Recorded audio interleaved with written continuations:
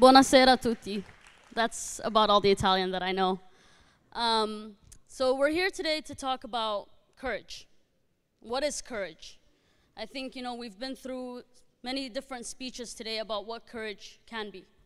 Courage can be deciding to move forward when you feel like you've lost everything. Or courage can be just walking up on the stage to give a speech. Or courage can be just about anything. It's relative to your situation, right? Stand up.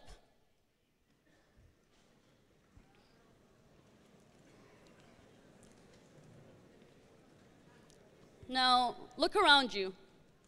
How many people stayed sitting? Just a few, right? Now, here in this hall, the people who stayed sitting, it's probably because they're being lazy or they're too tired. But in some countries, that could be an act of courage. Please sit down. Just defying an order, whether you're in the military or whether you're sitting amongst someone who considers themselves as a source of authority, defying a direct order could be an act of courage. Now, I wanted to share with you a story today about the courage that I've learned about. The two people who really inspire me, my father and my sister. I grew up with a human rights defender for a father. And being a human rights defender, someone who fought for human rights in a country like Bahrain where there's an absolute oppressive monarchy, it wasn't just his job, it was who he was as a person.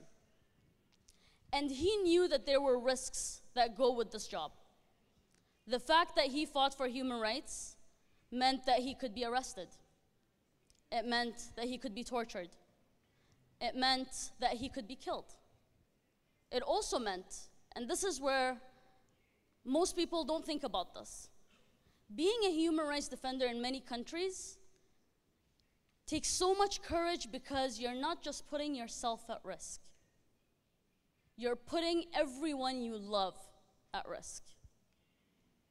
Your family, your relatives, your friends, your colleagues. Sometimes releasing a report or a statement means that someone you care about can be arrested or beaten or harassed.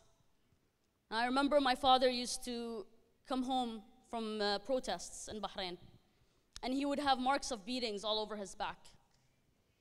And I would always ask him, what's the point? You're protesting with 20 other people. What are you going to change? And he told me, one day you'll understand. And I continued to not understand because it was the easier thing to do. And I continued wondering why he was doing what he was doing and what was the point of it all. Yeah, sure, it's nice to say, well, I have courage. I can stand up to the riot police, or I can stand up to the police, or to the government, or to the authority. But then what? And then one day when I was trying to find a job in Bahrain, I wasn't able to because of my father's work, because of my last name. And so I decided to volunteer in the Bahrain Center for Human Rights, which was being run by Nabil Rajab, who's also in prison today. And when I started doing that, in the beginning I didn't really know what it meant. It was just another job. I was writing reports in English and sending it to the UN or different organizations across the world. And then one day we got news. My father came and talked to me and he said, Maryam, we've received information that you might be arrested soon. And we need to get you out of the country. And within 24 hours, I left Bahrain. Everything that I knew, I had to leave behind and move to London. And then I remember in February 2011, I decided to go back when I heard about the protest, the revolution starting. And I said, I can't miss the revolution. And so I packed my bags and I went back to Bahrain. And I'll get to this a little bit later, but those were the days when I saw courage. It wasn't just a word. It was everything that we were during those days. It was the look in people's eyes when they were protesting at the Pearl Square. It was the fact that they were shot and killed and beaten, but they got up and went right back to the protests. That was courage. And I remember I had to leave Bahrain again to go testify at the United Nations. And it was before the Saudi military and the United Arab Emirates military came into Bahrain to help the government of Bahrain try to put down the protest movement. And when I left, my father told me something. He said, remember, you always used to ask me, why do you do this? What's the point? There's no change. The situation in Bahrain is just like it always was. And he told me, I'll tell you something and I want you to remember it. What we do as human rights defenders, it's not because we think we're going to see change tomorrow or next week or maybe even next year. We know that we might not see change in our generation or our children's generations. We do it because it's the right thing to do. We do it for the process, not the outcome. And this is exactly the quote that has helped me go through everything that I've been through. I want to also talk a little bit about my sister Zainab. My sister Zainab has always been my role model. Even when we were growing up as kids, she used to hate me because I was the little sister who wanted to copy everything she did. So she always tried to get rid of me. And today it's even more so. I've always looked up to her. And I remember watching a video of Zainab sitting in a roundabout in Bahrain by herself on the ground, and they threw a stun grenade right next to her. She didn't move. They then threw a tear gas canister. She didn't move. Then they started beating her and dragging her all the way to the police van where they took her away. But she continued. When they shot her in the leg and she had to have a big operation, she used to go out with her crutches and stage one-person protests because she believed in what she was doing. And that was courage. Now I want to share a few definitions of my own of what courage is. Because the stories that I tell about my family, it's not because my family is exceptional. No, we do what any one of you can do. Anyone sitting in this room can do what I'm doing or what my family is doing. It's about conviction. It doesn't take a superhero to do the right thing. It takes someone who decides that the right thing needs to be done. You know, a Greek philosopher once said, the secret to life is happiness, and the secret to happiness is courage. To decide to stand up for something because it means more than the fear. When we look at the protesters in Bahrain or Syria or Yemen or Egypt or Tunisia or Libya, and the list goes on, it's not that people are not afraid anymore. Because what causes fear? It's the consequences, the risk of being killed, tortured, maimed, whatever it is. And those are still very real. You can still be subjected to any of those things on any given day in those countries.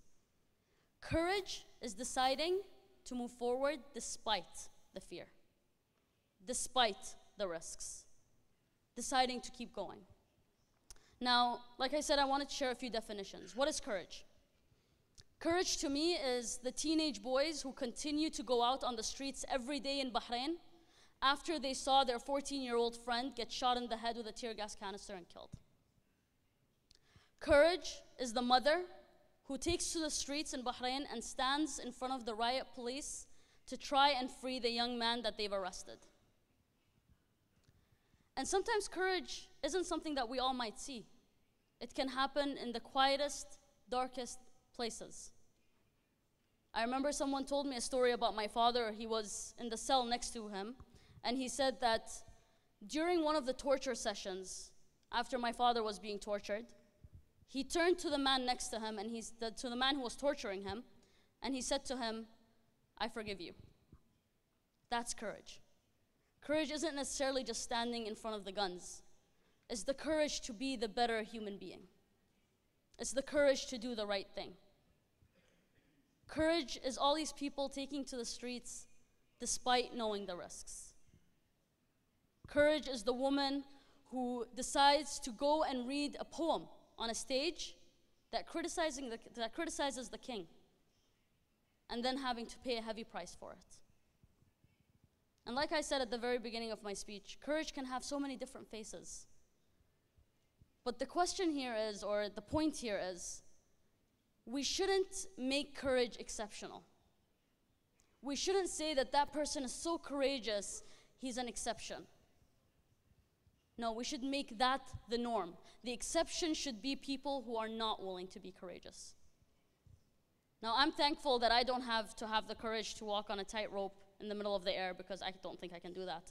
But like I said, there are different types of courage, and I think that just courage in itself, defying the things that you are not meant to defy, saying the word of justice, of righteousness, when you're not meant to say it, and standing against those who would rather you just bow down. And before I leave, I'll say this one last sentence. It's one of my favorites, and I always write it on Twitter.